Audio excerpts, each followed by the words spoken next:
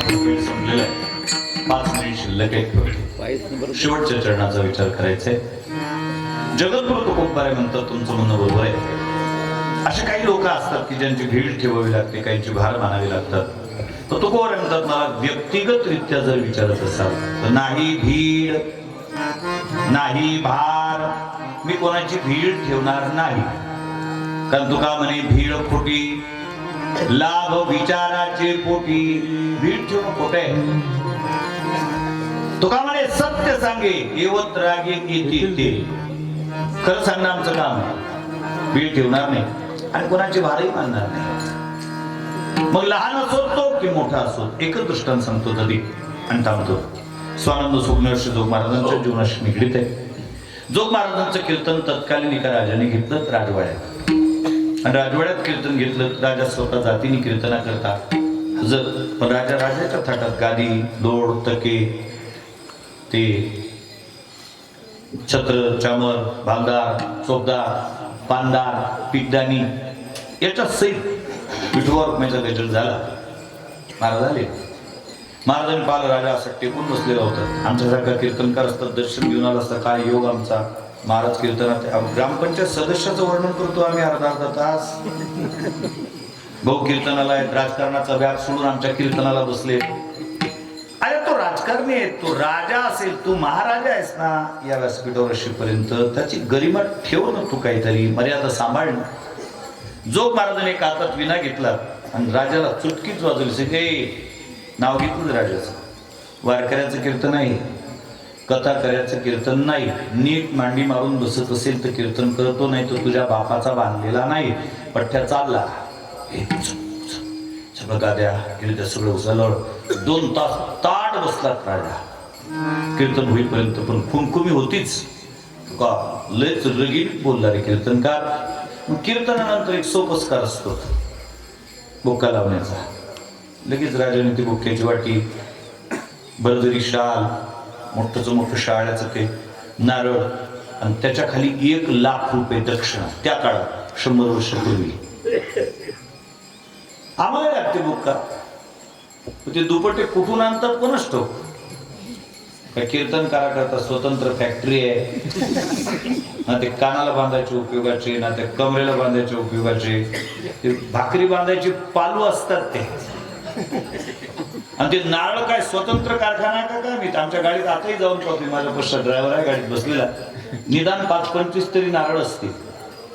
तुम्ही फोडून पहा. एकातही खोबरं निघत नाही. तर फेऱ्यान लावली नाही तर बुक्का. बस विषय सांगू. कुठून आणतात पण तिकडे ते शाळेचं नारळ, भरदरी शाल. आधी संतोष महाराजांना विचारा, त्यांच्या भागात आम्ही कीर्तनाला जातो. दुपट्याची परंपराच नाही त्यांची. कीर्तनकारालाच नाही, टाळकऱ्याला सुद्धा शॉलच वाटल्या जातात. म्हणजे तुम्ही वाटा असं मी म्हणत नाही, नाही का. प्रवीण महाराज तुम्ही असं लावून घेऊ नका. तुम्हाला तो सांगू राहा आम्ही फिरतो म्हणून, नाही का. ते भरदरी शाल, शाळेचं मोठं ते पाण्याचं नारळ. 1 लाख रुपये दक्षिणा जोग महाराजांच्या हातात ठेवली. महाराजांनी नारळ उचललं असं वरच्यावर, शाल राजाच्या खांद्यावर. आणि मधलं जे पाकिट होतं राजाला सांगितलं, राजा याची मला गरज नाही, तुझ्या राजकोषाला गरज आहे, राहू दे तुझ्याकडे. राजाने विचार केला, परीक्षा आली पाहिजे. महाराज 1 लाख रुपये, ते 1 लाख. तुम्हाला एका कीर्तनाचे 1 लाख रुपये देणारा यजमान आयुष्यात सापडणार नाही. जोग महाराज होते ते. जोग महाराजांनी सांगितलं, राजा एक ऐकून घे, मला माझ्या जीवनात एका कीर्तनाचे 1 लाख रुपये देणारे कदाचित 1 लाख यजमान सापडतील, पण एका कीर्तनाचे 1 लाख भेटल्यावर वापस करणारा कीर्तनकार तुला आयुष्यात कधीच सापडणार नाही. असू दे तुझ्या नाही भीड नाही भार, तुका म्हणे साना तो लहान असोत की मोठा असोत, आमचा तळाखा सारखाच राहील. हेची आम्हा करणे काम, बीज वाढवा विना. आमचं काम आहे. आमच्या धर्माचं बीज आहे नाम, आणि पाखंड खंडन करणे हे आमचं काम आहे. अर्थातच आमचा वैदिक सनातन धर्म तुकोबांना अभिप्रेत आहे आणि त्या धर्माचं पालन करणे आमचं काम आहे. मला आनंद वाटला आज या तरोडा नामक ग्रामात येऊन. अनेक वर्षाची परंपरा टिकवून आहे. त्याचं कारण आहे, या गावाला वैचारिक बैठक आहे. इमारत टिकून राहते ती पायावर अवलंबून असते. बाबू वैद्यांसारखी विद्वान मंडळी, धीरोदात्त वक्ता, सिद्ध अस्तित्व लेखनीचा लेखक, अशा पद्धतीचं व्यक्तिमत्व संपूर्ण भारतवर्षाने ज्यांच्या लेखनाला, ज्यांच्या त्या वक्तृत्वाला म्हणा किंवा त्यांच्या त्या कार्याला ललांभूत होऊन त्यांचं जीवन अभ्यासण्याचा प्रयत्न करावा, अशा पद्धतीचं व्यक्तिमत्व या भूमीमध्ये जन्माला आलं. कुलम पवित्रम जननी कृतार्था वसुंधरा पुण्यवती च तेन अपार संवित सुख सागरेस्मिन लीनं परम ब्रह्म यस्य चेतः. शास्त्रकार म्हणतात दोन्ही प्रकारची प्रमाण पाहण्याकरता पवित्र के कुळ पावन तो देश तेथे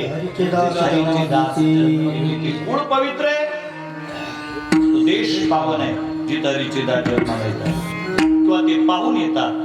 किंवा काही ठिकाणी असंही दिसतं त्यांच्या येण्याने ते कुळ पवित्र होतं, त्यांच्या येण्याने तो देश पावन होतो, त्यांच्या येण्याने ती माता कुलम पवित्र, ती जननी कृतार्थ होते. या दोन्ही लक्षणामध्ये बसणारे म्हणजेच एकच वाक्य बोले, विद्वानांनी निर्माण केलेली भूमिका सांभाळणारे हे सगळे निष्ठावान या गावामध्ये एकत्रित आले. ही परंपरा 119 वर्षपर्यंत आज अव्याहत अखंड अशा पद्धतीची चाललेली आहे. लवकरच ही परंपरा शतकोत्तर रौप्य महोत्सव साजरा करण्याकरता सज्ज होणार आहे. अशीच उत्तरोत्तर क्रांती या गावात होत राहो. या ठिकाणचे जे आयोजक आहेत संस्थांचे सन्माननीय विश्वस्त असतील, अध्यक्ष असतील, बाकीचे कर्मचारी असतील, बाकीचे भाविक भक्त असतील, संत केदारजी महाराजांचे, महाराज त्यांना अशाच प्रकारची सदैव सद्बुद्धी देवो आणि त्यांच्या हातून याहीपेक्षा मानवतेच्या सर्वांगीण विकासाचे कार्यक्रम करून घेत असताना त्या सर्वांना उदंड आयुरारोग्य प्राप्त करून देऊत हीच भगवतचरणी प्रार्थना करतो आणि जाता जाता विनंती करतो. येत्या 1 मे ते 20 मे 2026 या कालखंडामध्ये मी ज्या आश्रमातून आलोय तो ज्ञानेश्वरवाडी भैरवगड, तालुका तेलारा, जिल्हा अकोला, संत श्री वासुदेवजी महाराज स्मृती मंदिरामध्ये गेल्या 20 वर्षापासून माऊली सर्वांगीण विकास बालसंस्कार शिबिराचं आयोजन आम्ही करत असतो. ज्या शिबिरामध्ये महाराष्ट्राच्या कानाकोपऱ्यातून किंवा देशाच्या सीमावर्ती राज्यातून शेकडो मुलं आणि मुली एकत्रित येतात. 1 मे ते 20 मेच्या दरम्यान विनामूल्य असे शिक्षण त्या ठिकाणी विद्यार्थ्यांना दिले जाते. त्याच्या माध्यमातून शेकडो कीर्तनकार, प्रबोधनकार बाहेर पडले, याच्यात नवल नाही. मला सुरेश महाराजांना सांगावं असं वाटतं, 2023 या एका वर्षात माझ्या शिबिरातले 8 विद्यार्थी क्लास 1 अधिकारी म्हणून रुजू झाले. आणि मला सांगताना स्वाभिमान वाटतो, तुमच्या वर्धा जिल्ह्याचा उपजिल्हाधिकारी, माझ्या सध्या विद्यमान असलेला वर्धा जिल्ह्याचा उपजिल्हाधिकारी हा माझ्या शिबिरचा विद्यार्थी आहे. ही शिबिराची उपलब्धी आहे. क्लास 1, क्लास 2 अधिकारी, IAS IPS अधिकारी त्या शिबिराच्या माध्यमातून, म्हणजे आम्ही ते शिकवत नाही त्यांना, परंतु ते शिकण्याकरता ज्यावेळेला ते जातात ना, त्यावेळेला त्या आई वडिलांना सोडून राहण्याची जी काही सवय आहे ती आम्ही लावतो आणि त्यांच्या त्या विद्यार्थी दशेमध्ये त्यांच्या मायबापापेक्षा जास्त वेळ त्यांना भेटी देण्याकरता आणि त्यांना लागेल ते सहकार्य करण्याकरता आम्ही जात असतो. ही उपलब्धी त्या संस्थेची आहे. ज्या भाविक संतप्तांना त्या ठिकाणी मुलं पाठवायची असतील त्यांनी मुलं पाठवावीत व ज्यांना त्यांना सहकार्य करणे शक्य होईल त्यांनी हस्ते परस्ते त्या ठिकाणी सहकार्य करावं. पुनश्च कार्यकर्त्यांना, गावकऱ्यांना, श्रोत्यांना शिस्त सांभाळल्याबद्दल धन्यवाद देऊन वाणीला या ठिकाणी पूर्ण विराम. विठ्ठल जय जय विठ्ठल जय विठ्ठल जय जय विठ्ठल जय विठ्ठल.